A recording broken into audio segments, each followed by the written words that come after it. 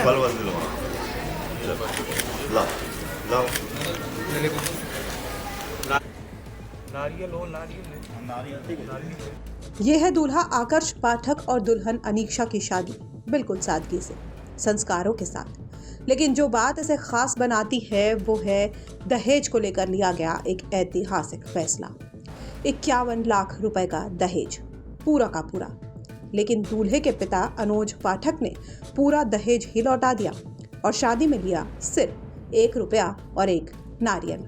न शान और शौकत, न लेन देन की सौदेबाजी, बस रिश्ता, सम्मान और बराबरी का। दूल्हे के पिता ने सिर्फ इस लेन देन पर एक ही बात कही कि वो शादी करने जा रहे हैं, कोई सौदा करने नहीं, और उन्हें बहू के रूप में बेटी चाहिए।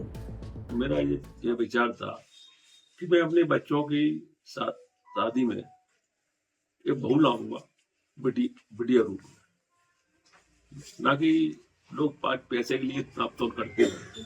पैसे के लिए मैंने ऐसा सोच रहा कि हर आदमी, क्योंकि ईश्वर की कृपा से हर आदमी आने में संकोच करता है कि भाई मेरी क्षमता मोटरसाइकिल देने की है और बच्चियों के ममसू से 4 व्हीलर न मांगे। इसलिए अच्छी बच्चियां जिनके यहाँ है, क्वालिफाइड बच्चियां हैं, बहुत अच्छे संस्कार वाले लोग हैं, वो बेचारे संकोच बस हमसे संपर्क नहीं कर पाते थे।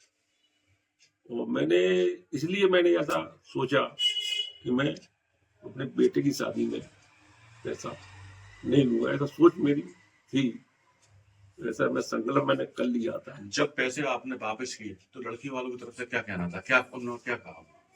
जब मैंने पैसे वापस किए तो वो 11 लाख रुपए और 40 लाख रुपए की चेक उन्होंने दिया।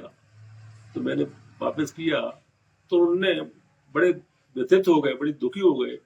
तो बोले मेरे कोई गलती हो गई है।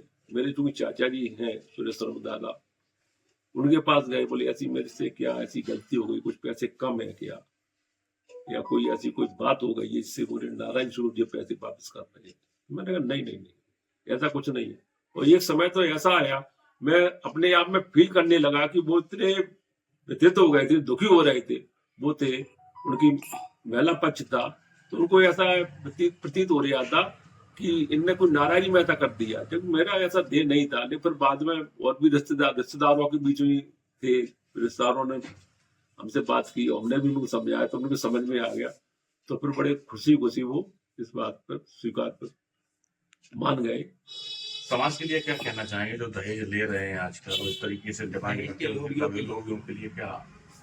मैं उनको समाज के लिए ये संदेश देना चाहता हूँ, दहेज तो मैंने भी लिया, दहेज कौन नहीं लिया भाई?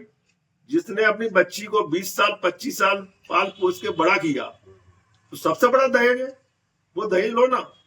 आर्थिक रूप से दहेज नहीं लेना चाहिए। जो दहेज लोभियों के लिए मैं ऐसा संदेश देना चाहता हूँ जिससे बच्चियों के प्रति धारणा खत्म हो।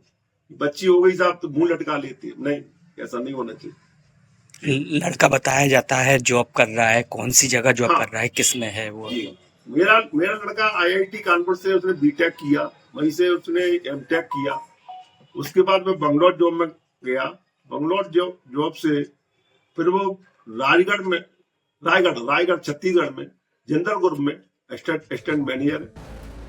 दरअसल आकर्ष पाठक ने IIT कानपुर से पढ़ाई की है, तो वहीं उनके पिता भी रिटायर्ड सरकारी कर्मचारी रहे हैं। आपको बता दें कि 5 फरवरी को भिंड शहर के जगदीश मैरिज गार्डन में शादी समारोह आयोजित किया गया था।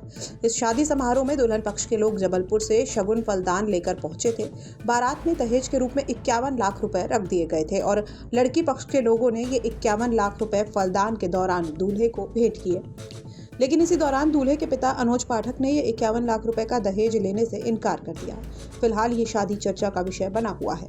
आकर्ष और अनीक्षा की ये शादी सिर्फ 2 लोगों का मिलन नहीं, बल्कि एक संदेश है कि रिश्ते रकम से नहीं, अच्छे इंसानों से बनते हैं। अगर ऐसी सोच हर घर तक पहुंचे तो दहेज जैसी कुप्रथा सिर्फ इतिहास बनकर रह जाएगी। भिंड से हेमंत शर्मा की रिपोर्ट, MP तक।